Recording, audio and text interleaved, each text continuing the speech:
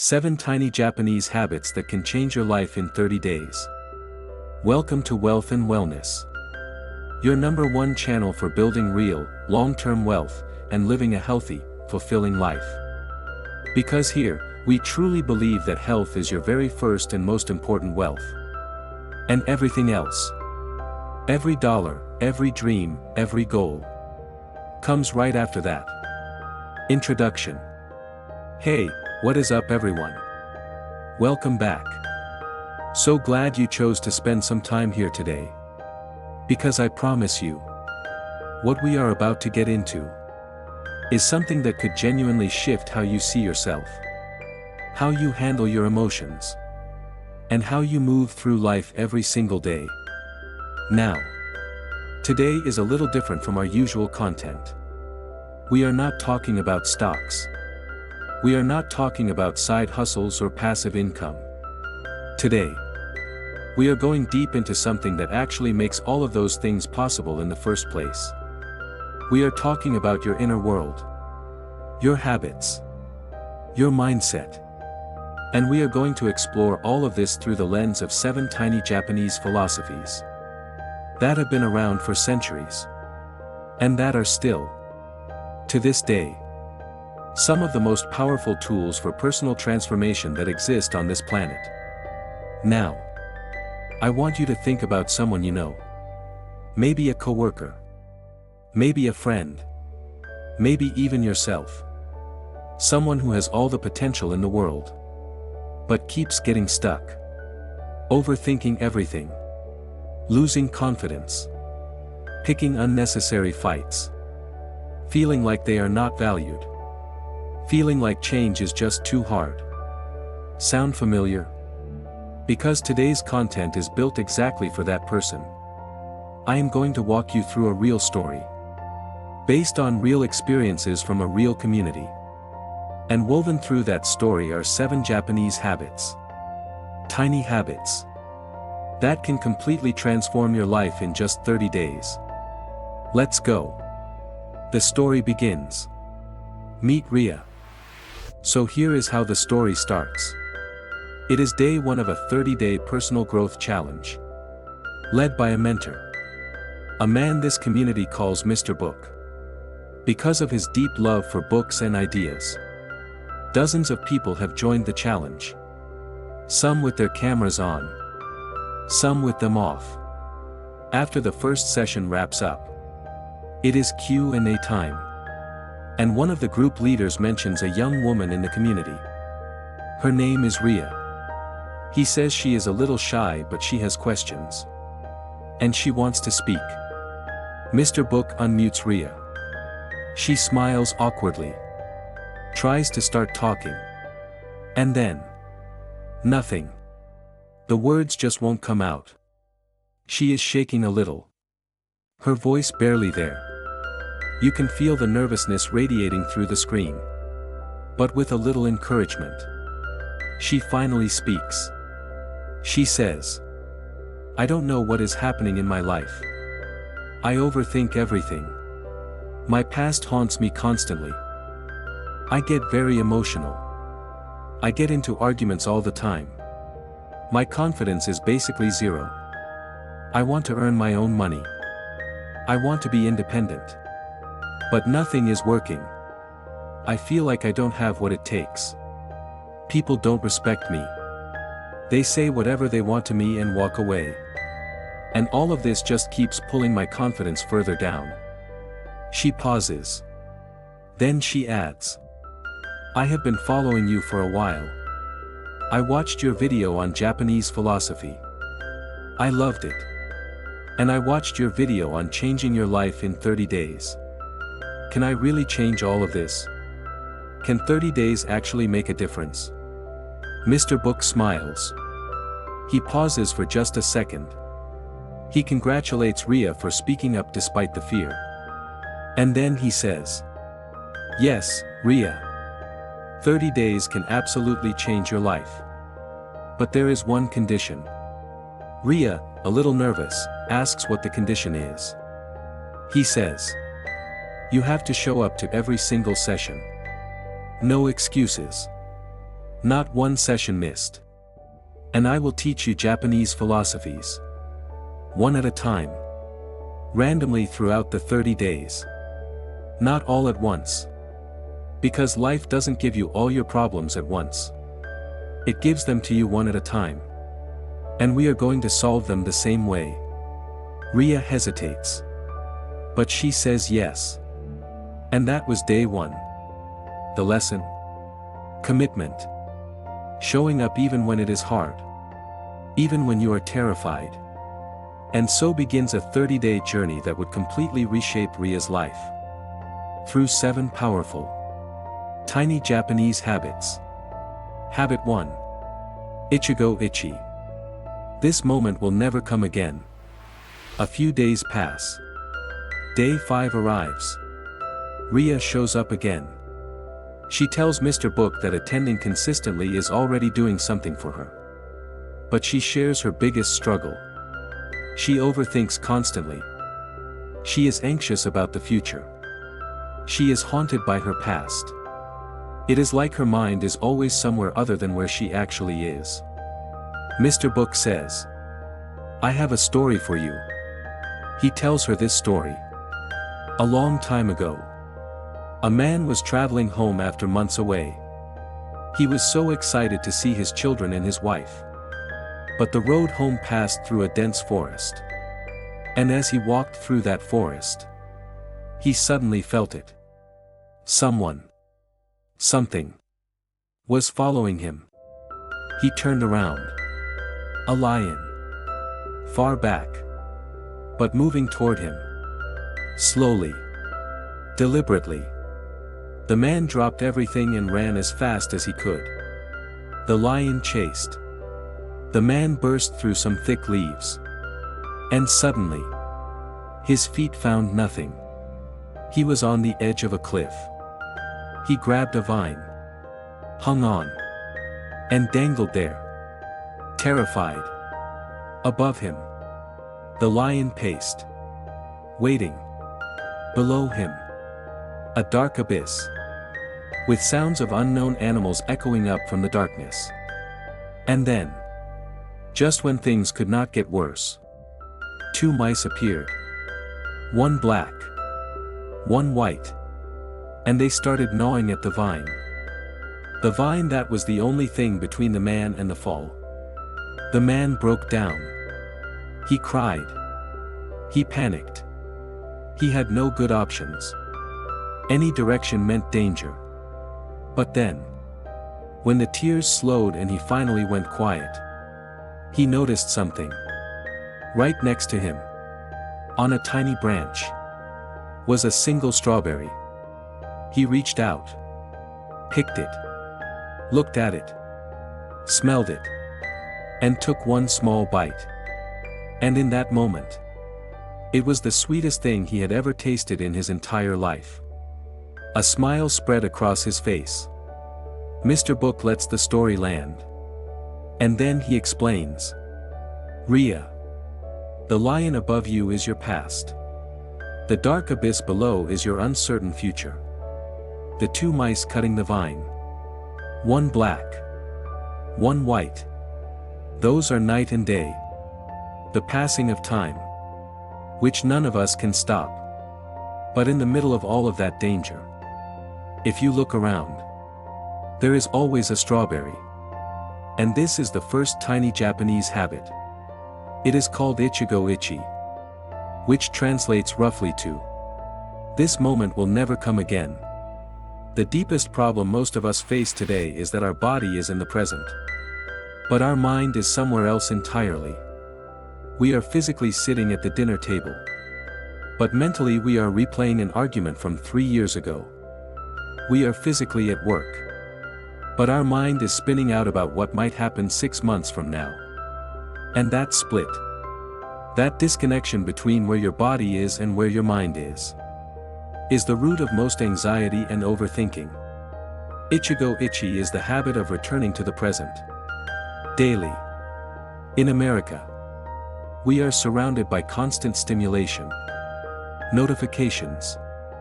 News feeds. Podcasts. Social media. The average American checks their phone over 90 times a day. We have almost completely lost the ability to just be somewhere. The practice is simple. Every single day, find at least 5 minutes where you are completely, fully present in one thing. It could be your morning coffee.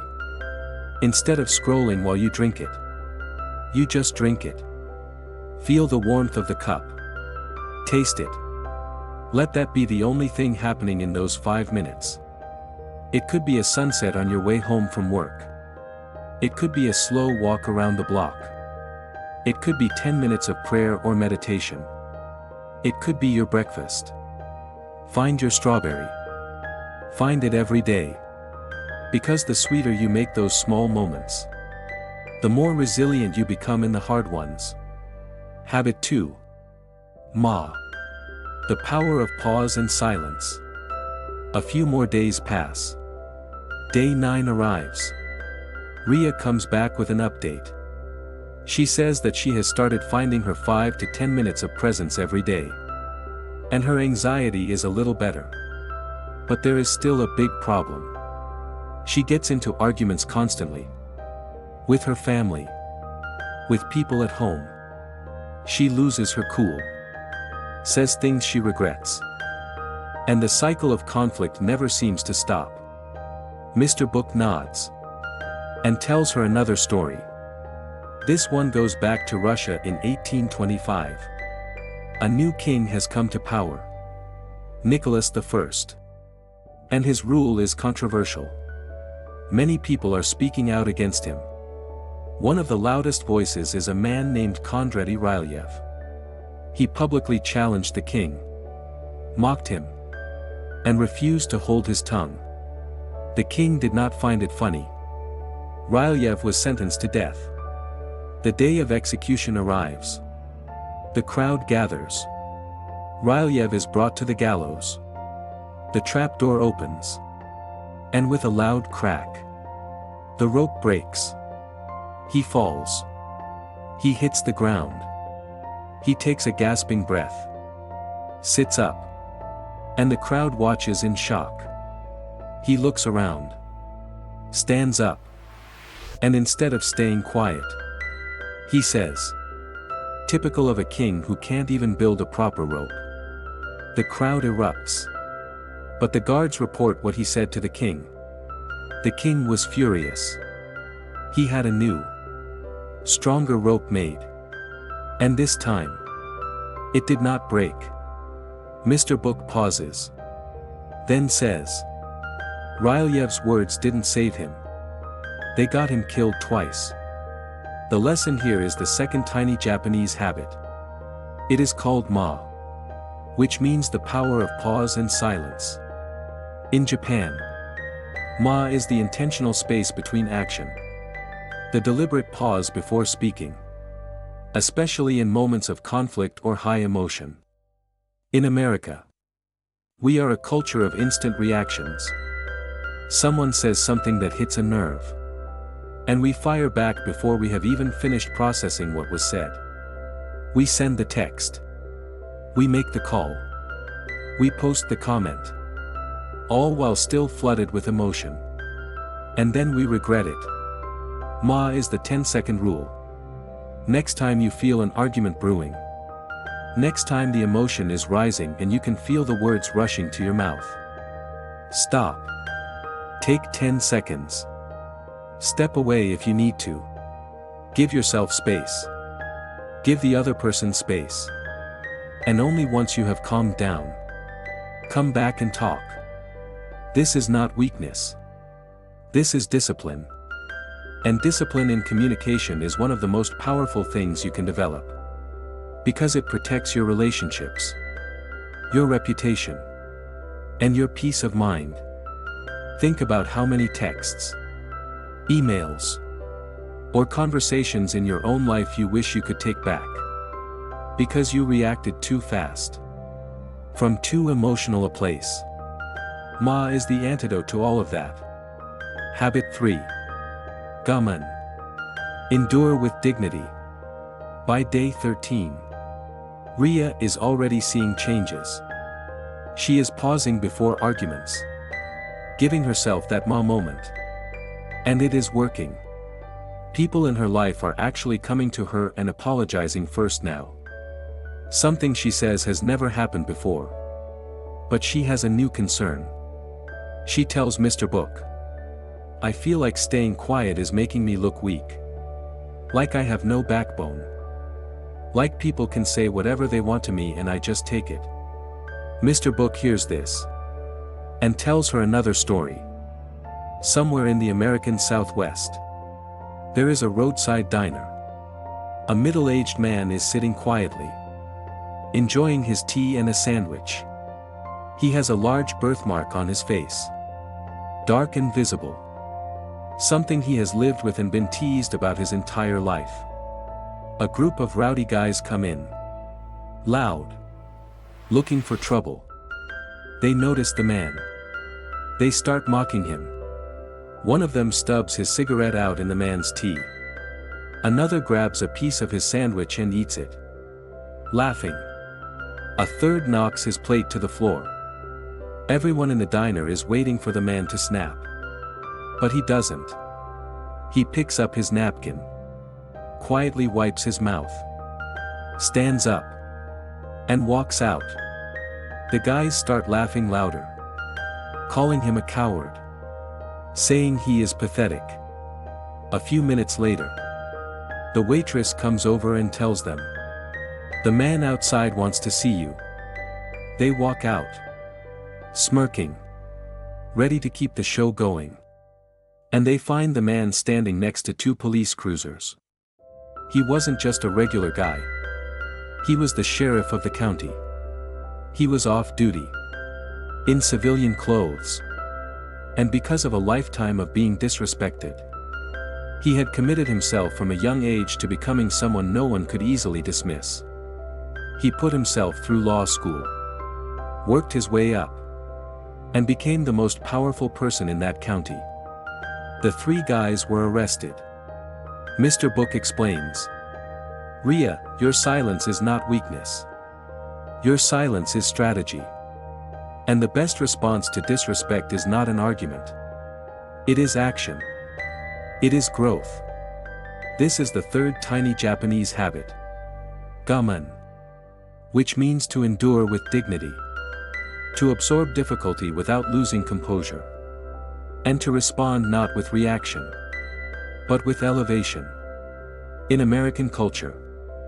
We are told to stand up for ourselves. To speak up. To fight back. And yes. Sometimes that is exactly right. But Gaman teaches something different. It says that the most powerful statement you can make is not what you say. But what you become. Instead of arguing with someone who disrespects you. Use that energy to get better at your craft. Build your skills. Build your value. Because when you become genuinely excellent at what you do. When you become someone who is truly needed. Respect follows naturally. You do not have to demand it. You just have to earn it. And that takes work. Not words. Habit 4. Shinka. Evolution. Becoming a better form. By day 17. Rhea checks in again. She is excited. The pausing is working. Her yoga practice is growing. People are apologizing to her first. She feels more grounded. But then she says something honest. Mr. Book. I am trying all of this. But it doesn't feel like me. I am a person who speaks her mind. I am not built to stay quiet. This feels like I am pretending to be someone I am not. This question makes Mr. Book smile. Because it is exactly the right question. He tells her one more story. A merchant in ancient India visits a forest and finds 3 rare parrots. Talking parrots. He can only take one. So he chooses one and brings it home to the city. He builds it a golden cage. Feeds it the finest fruits.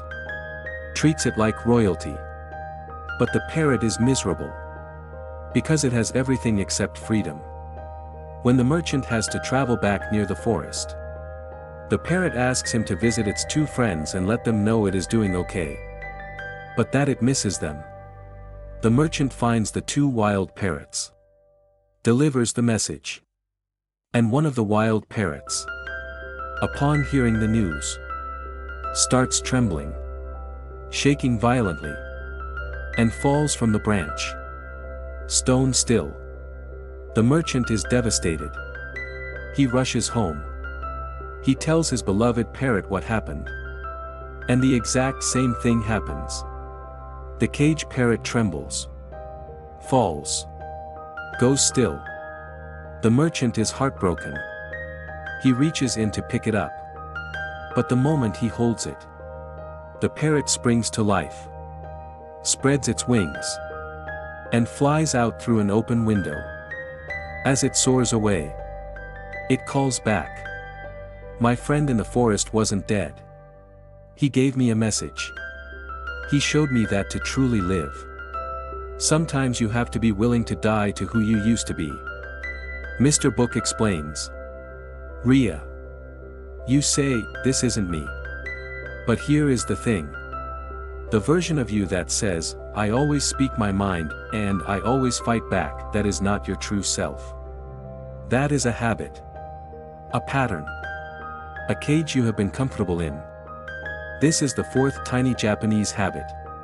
Shinka. Evolution. Becoming a better form of yourself. In America, we talk a lot about reinvention. People change careers, move to new cities, reinvent their personal style. But true reinvention is not about the external stuff. It is about killing the old stories you tell about yourself. I am impatient. I am introverted. I can't help reacting. I am just not good with money. I am not a confident person. Those are not truths. Those are old identities. They are the clay coating on a golden statue. They look like you, but they are not who you truly are underneath. Shinka says. Every single day, ask yourself, what old version of me is keeping me from becoming who I want to be? What pattern? What habit? What belief is the cage I need to fly out of? And start chipping away at it, one day at a time. Habit 5. Jiko Shinrai. Trust yourself. Day 21 arrives. Ria has been practicing. She is dropping the old habits, building new ones. But she brings up something that many people feel but rarely say out loud. Mr. Book. I say the affirmations. I try to believe them. But it feels fake. It feels like I am lying to myself. How do I know if any of this is real? Mr. Book loves this question. He tells her one more story. It is 1940. A courtroom somewhere in the United States. A college football player named Frank is called as a witness in a legal case. The judge, just making small talk, asks him, "So Frank, what do you do?" Frank says, "I play center for Notre Dame." The judge smiles. "Were you any good?" The whole courtroom goes quiet. Frank is normally a quiet, humble guy. Never brags. Never shows off. Everyone is waiting to see what he says. Frank looks at the judge. And with complete, unshakable calm, he says, "Sir, I am the best center Notre Dame has ever had." Gasps. His coach almost chokes. After the session, the coach pulls Frank aside.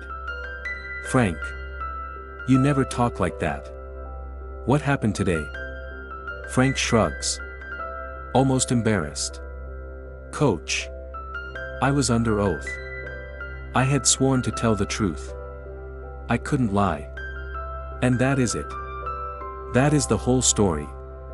That is what real self-confidence looks like. It is not arrogance. It is not ego. It is just the simple, honest, quiet knowing that you are capable, that you are good, that you are valuable. This is the fifth tiny Japanese habit, Jiko Shinrai, which means trust in yourself. Self-belief. Think about Muhammad Ali saying, "I am the greatest." Think about Michael Jordan saying he would make the game-winning shot. Think about Serena Williams walking onto the court with that look in her eyes. That is not arrogance. That is a deeply trained, deeply practiced belief in their own capability. And here is the practical version of this for everyday life.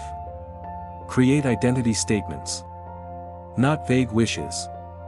Statements about who you are becoming. I am a calm, thoughtful communicator.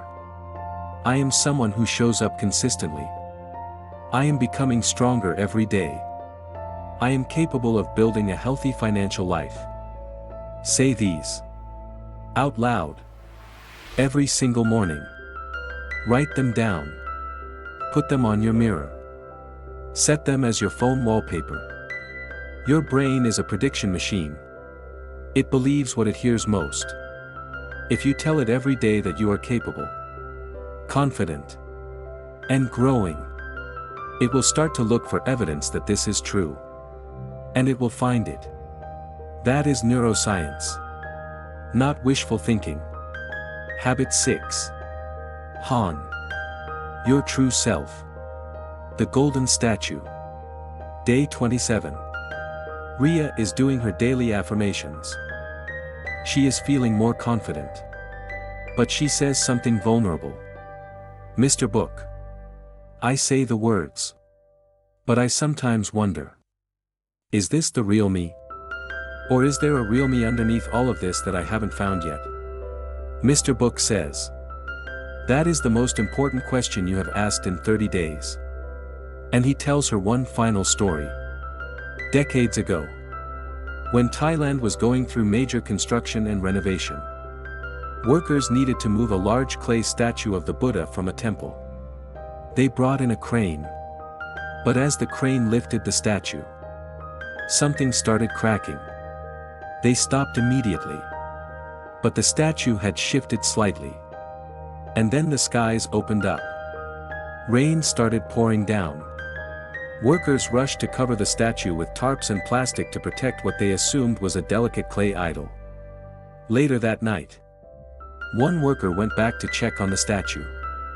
He lifted a corner of the tarp and noticed something odd. Something was glinting. He reached in, touched it, and felt something smooth, hard, cold. Definitely not clay. He called the others. They carefully removed more of the covering. And as they did, they discovered the truth. The statue was not made of clay. It was solid gold. Beneath the clay coating was one of the largest and most valuable golden Buddha statues ever discovered. Worth hundreds of millions of dollars. Historians later figured out what had happened. Centuries ago, when invaders were threatening to storm the temples and steal treasures, the monks had covered the golden Buddha in clay to hide it, to make it look worthless, so the invaders would ignore it. The strategy worked. But all the monks who knew the secret were killed in the attack. And over time, everyone forgot that underneath the clay, there was pure gold. Mr. Book explains. Ria. That golden statue is you. That golden statue is all of us. We are born with something extraordinary inside. Capacity, talent, potential, value. But life covers us in clay. In the form of fear, rejection, comparison, trauma, failure, criticism, the opinions of people who didn't believe in us. And slowly, layer by layer, we forget what is underneath. We look in the mirror and see clay. We think, I am not enough. We think, I don't have what it takes. We think, Other people are more valuable than me. But none of that is the truth. This is the sixth tiny Japanese habit. Honne. Which means your true self. Your inner nature. The real you underneath everything that life has piled on top. The practice is this. Every morning, after your meditation or quiet time, do a short visualization. Close your eyes and see yourself as that golden statue. Luminous. Valuable. Unshakable. See yourself as someone whose worth is not determined by what others say, by past failures, or by current circumstances. Ask yourself daily, what clay am I carrying right now? What fears? What comparisons? What self-doubts are coating over the real me? And start chipping away at them. Not all at once. Slowly. One layer at a time. Every single day. In America, we are obsessed with external value. Our net worth. Our job title. Our follower count. Our body. But the most important value you will ever build is the belief in your own intrinsic worth. Because from that belief, everything else, the career, the relationships, the financial success, everything becomes possible. Ria took this lesson and ran with it. Within days, her energy started shifting. Her posture changed. Her voice changed. She stopped second-guessing every word she said. And then, a few days later, she closed her very first client. A working woman who wanted to learn yoga online. Paying real money. For Ria's time and expertise. Habit 7. Kaizen. Consistent small improvement every single day. On day 30, the final day of the challenge, Ria comes back with a story. Her confidence is completely different. She is speaking clearly. Without trembling. Without words getting stuck in her throat. She tells the group about her first client. She is beaming. She thanks Mr. Book. And then she says, "But I still have one question. You taught me 6 Japanese habits. What is the 7th one? You never told me that one." Mr. Book smiles. And says, "Ria, you already practice it. You just don't know what it is called." He tells her one last story. A poor man in a small Japanese village. Always struggling. Always overwhelmed. Goes to his mentor and says he does not know how to change his situation. The mentor takes him to a massive rock near the village. So big people mistake it for a small mountain. The mentor says, "Inside this rock, there is something that can solve all your problems. All you have to do is come here every day. I have drawn a line on the rock. Take this hammer and strike it on that line. At least once a day. More if you can. But at minimum, once. Every single day." The man trusts his mentor. So he goes every day. And strikes the rock on that line. The village people see him. They laugh at him. They say he is crazy. You think you can break that rock with a hammer? That rock is a mountain. You will break your back before you break that rock. You are wasting your life. But the man keeps showing up. Some days he hits it once. Some days 10 times. Some days he is tired and can only manage one. But he always manages at least one. Months pass. Maybe a year. Every day. One hit. And then, one day, with a group of villagers watching and waiting to laugh, the man raises his hammer, brings it down on the line, and the enormous rock splits cleanly in two. The crowd is stunned. Someone shouts, "He broke that massive rock with just one hit." The man reaches into the crack and pulls out a dazzling gemstone. beautiful, rare, priceless. He holds it up, smiling, and says, I didn't break it with one hit.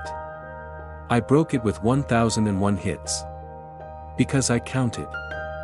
That was hit number 1001. And that is the seventh and final tiny Japanese habit. Kaizen. The Japanese philosophy of continuous, small, daily improvement. It is the philosophy behind why Toyota became one of the most reliable car manufacturers in the world. It is the philosophy behind every great athlete who practices even on days they don't feel like it. It is the philosophy behind every writer who writes one page even when they have nothing to say. It is the philosophy behind every person who builds real wealth. Not through one lucky moment, but through consistent, disciplined, daily actions over a long period of time. Ria had been doing Kaizen without even knowing it. Every single day for 30 days. She showed up. She hit the rock once. Or twice. Or 10 times. And by day 30, the rock had cracked. She had a client. She had income. She had confidence. She had her life back. Mr. Book says, Ria, I know everyone in this group has big dreams and big problems. All of those are like that enormous rock. And every time you show up, every lesson you implement, every small action you take, that is one more hammer strike. I don't know which hit will be the one that cracks your rock. But I know this. If you keep showing up, it will crack. And then he closes with one of the most powerful ideas in the whole story. Life doesn't change for the people who are willing to work really hard once. Life changes for the people who are willing to take the right small action every single day. The people willing to strike the rock 1001 times. A few months later, Ria raises her hand again in the community. She says, I don't have a question today. I have an announcement. Last month, she crossed 50,000 rupees in revenue. She has over 10 yoga clients, each paying a recurring monthly fee. Because they trust her service. Because they keep coming back. And she thanks the community. Not just for teaching her, but for making her realize what she was always capable of. The 7 tiny Japanese habits. A quick recap. Alright. Let's bring all 7 together nice and clean. Habit 1 is Ichigo Ichie. This moment will never come again. Practice being fully present for at least 5 minutes every day. Find your strawberry. Habit 2 is Ma.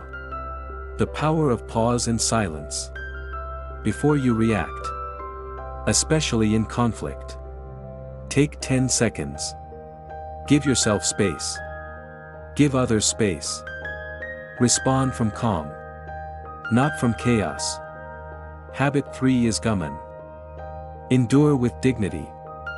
Your silence is not weakness. Channel your energy into growing. Not arguing. Become someone whose value speaks louder than your words. Habit 4 is Shinka. Evolution. Kill the old identity that is keeping you caged. Ask yourself every day, what old version of me needs to go? Then let it go. Habit 5 is Jiko Shinrai. Trust yourself. Build daily affirmations that reflect who you are becoming. Say them. Mean them. Let your brain rewire around them. Habit 6 is Honne. Your true self. Beneath all the clay of fear, doubt, and past pain, you are a golden statue. Visualize that every single morning. Chip away the clay. Layer by layer. Habit 7 is Kaizen. Consistent daily improvement. Show up every single day. Hit the rock. Even when it doesn't feel like it is doing anything. Because one day, it will crack. Summary. At the heart of this story is a truth that is as old as human civilization. And as urgent as this very moment. You do not need a dramatic, overnight transformation to change your life. You need 7 tiny habits. Practice daily. With patience. With purpose. And with trust in the process. Ichigo Ichie teaches you to find peace in the present. Ma teaches you to choose your words and silences wisely. Gaman teaches you to let your growth do the talking. Shinka asks you to be brave enough to let go of who you used to be. Jiko Shinrai reminds you to trust yourself. Deeply and without apology. Honne reveals that your truest, most valuable self has always been there. Just waiting to be uncovered. And Kaizen ties it all together. Reminding you that the greatest transformations in life are not built in one heroic moment. But in 1001 small, consistent, daily decisions to keep going. Ria walked into a community shaking. Barely able to speak. And 30 days later, she walked out with a client. With income. With confidence. And with a completely new relationship with herself. And if she can do it, so can you. End credits. And that is a wrap on today's video. I genuinely hope this one stayed with you. I hope you found your strawberry in it somewhere. Maybe it was one of the stories. Maybe it was one of the habits. Maybe it was just the reminder that you, yes you, are a golden statue underneath all of that clay. From the bottom of my heart, thank you for being here today. Thank you for choosing to invest your time in yourself. That is already a Kaizen move. That is already one hammer strike. If this video added something to your day, please go ahead and hit that like button. It takes 2 seconds. And it helps this content reach more people who need it. And if you have not subscribed yet, please do it right now. Join this community. Because every week we bring you real stories, real strategies, and real conversations about building long-term wealth and living a truly healthy, fulfilling life. Drop a comment below and tell me, which of the 7 habits hit you the hardest? Was it Ichigo Ichie, Kaizen, or maybe the golden statue story? I read every comment. And I genuinely love hearing from you. Take care of your health. Take care of your mind. And keep hitting that rock. We will see you in the next one. Wealth and wellness. Long-term wealth. Starting with your health.